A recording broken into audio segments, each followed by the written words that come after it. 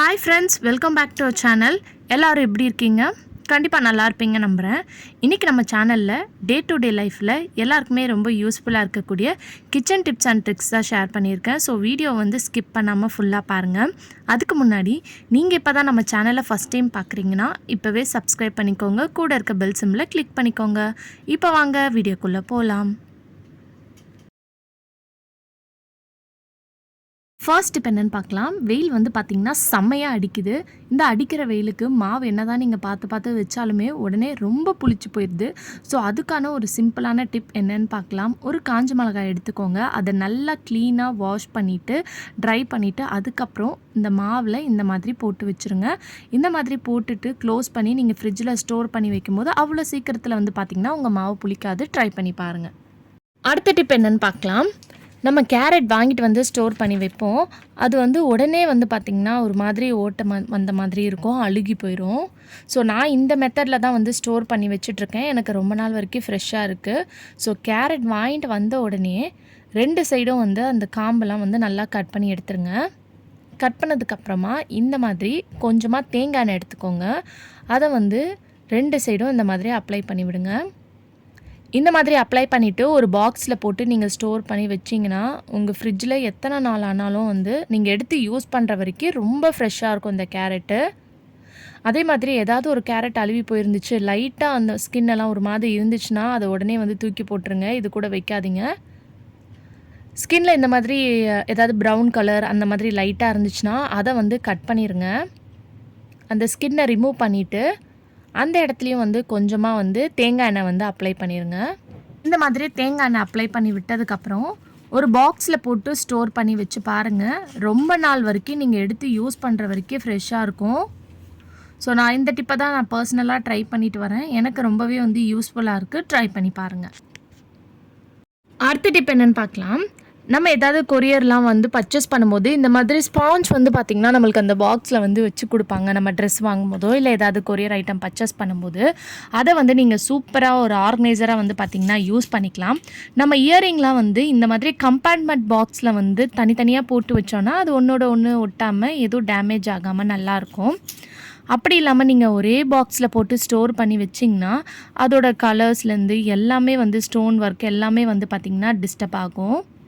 So அந்த டைமில் இந்த டிப்பை வந்து ட்ரை பண்ணி பாருங்கள். இந்த மாதிரி ஸ்பாஞ்ச் இருந்துச்சுன்னா அந்த ஸ்பாஞ்சை எடுத்து வச்சுக்கிட்டு அதில் வந்து நம்ம வச்சுருக்க எல்லா இயரிங்ஸும் வந்து பேராக இந்த மாதிரி அதில் ஒட்டி வச்சுருங்க.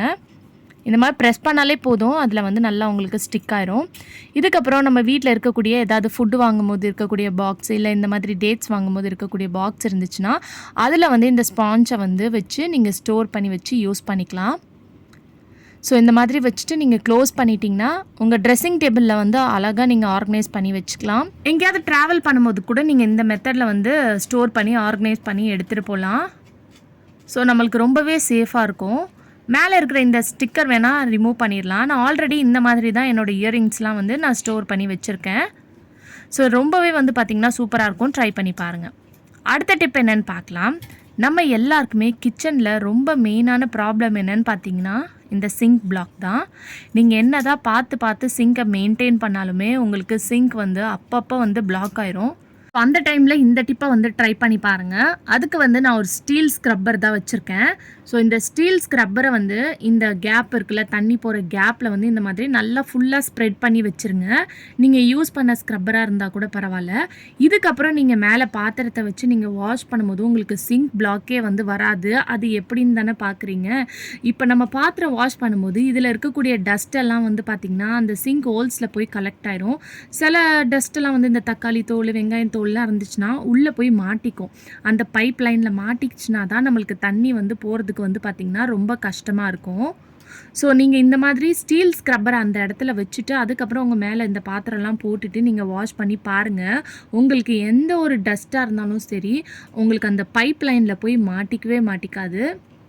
எல்லாமே வந்து உங்களுக்கு அந்த ஸ்டீல் ஸ்க்ரப்பர்லேயே வந்து பார்த்திங்கன்னா கலெக்ட் ஆயிரும். அதே சமயத்தில் தண்ணியும் வந்து பார்த்திங்கன்னா உங்களுக்கு ஈஸியாக வந்து ஃபில்டர் ஆகி தண்ணி மட்டும் போயிடும். ஸோ இப்போ பார்க்கும்போது உங்களுக்கே தெரியும், தண்ணியெல்லாம் ஒன்றும் உங்களுக்கு தேங்கி நிற்காது. தண்ணி நல்லா க்ளீனாக உங்களுக்கு ஈஸியாக இறங்கிரும். பட் ஆனால் அதில் இருக்கக்கூடிய மைன்யூட்டான டஸ்ட் கூட வந்து பார்த்திங்கன்னா உங்களுக்கு இந்த ஸ்டீல் ஸ்க்ரப்பரில் வந்து அங்கங்கே போய் இந்த மாதிரி ஒட்டிக்கும். ஸோ இதுக்கப்புறம் இதில் இருக்கக்கூடிய அந்த அழுக்கு டஸ்ட்டெல்லாம் எடுத்து நீங்கள் டஸ்ட்பினில் தூக்கி போட்டுட்டு இந்த ஸ்டீல் ஸ்க்ரப்பரை வாஷ் பண்ணிவிட்டு திருப்பி நீங்கள் இந்த ஹோல்ஸில் வந்து வச்சிடலாம். ஸோ எப்போவுமே வந்து உங்கள் சிங்கோட ஹோல்ஸில் இந்த ஸ்டீல் ஸ்க்ரப்பரை இந்த மாதிரி வச்சு விடுங்க. ஸோ இந்த மாதிரி வைக்கும்போது உங்களுக்கு சிங்க் பிளாக் ஆகிறத வந்து நீங்கள் அவாய்ட் பண்ணலாம். மெயினாக நம்ம பாத்திரம் வாஷ் பண்ணும்போது தான் உங்களுக்கு சிங்க் பிளாக் அதிகமாக இருக்கும். ஸோ கண்டிப்பாக இந்த டிப்பை ட்ரை பண்ணி பாருங்கள், ரொம்ப யூஸ்ஃபுல்லாக இருக்கும். அடுத்த டிப் என்னென்னு பார்க்கலாம். அதுக்கு நான் இங்கே ஒரு டூத் பேஸ்ட் கவர் தான் எடுத்துருக்கேன்.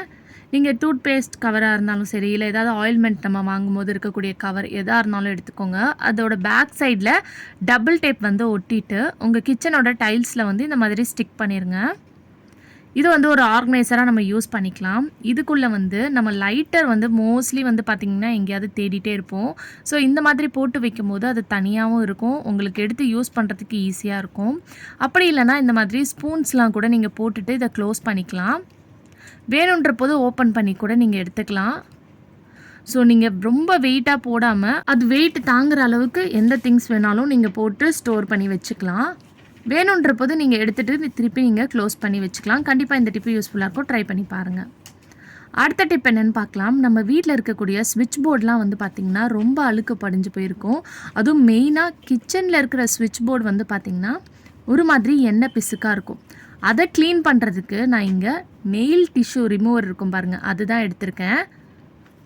இந்த நெயில் டிஷ்யூ வச்சு நீங்கள் க்ளீன் பண்ணும்போது ரொம்ப ஸ்ட்ரெயின் பண்ண வேணாம், அழகாக அதில் இருக்கிற அழுக்கெல்லாம் வந்து பார்த்திங்கன்னா உங்களுக்கு ஈஸியாக ரிமூவ் ஆயிரும். ஸோ இந்த டிஷ்யூவில் பார்க்கும்போதே உங்களுக்கு தெரியும், கிச்சனில் இருக்கிற அந்த ஸ்விட்ச் போர்டெலாம் என்ன பிசுக்காக ஒரு மாதிரி இருக்கும், ரொம்ப அழுக்காக இருக்கும். அதை வந்து இந்த ஒரு சின்ன நெயில் டிஷ்யூ வச்சு ஈஸியாக வந்து பார்த்திங்கன்னா நீங்கள் க்ளீன் பண்ணி எடுத்துடலாம்.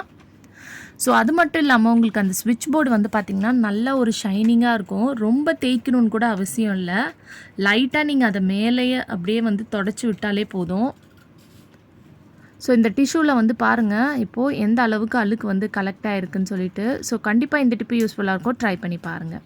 ஓகே ஃப்ரெண்ட்ஸ், இன்றைக்கி வீடியோவில் நான் ஷேர் பண்ணியிருந்த டிப்லேருந்து ஏதாவது ஒரு டிப் கண்டிப்பாக உங்களுக்கு யூஸ்ஃபுல்லாக இருக்கும்னு நினைக்கிறேன். அப்படி யூஸ்ஃபுல்லாக இருந்துச்சுன்னா மறக்காமல் நம்ம சேனலை லைக் பண்ணுங்கள், ஷேர் பண்ணுங்கள், கமெண்ட் பண்ணுங்கள், சப்ஸ்கிரைப் பண்ணிக்கோங்க. தேங்க்யூ ஃபார் வாட்சிங்.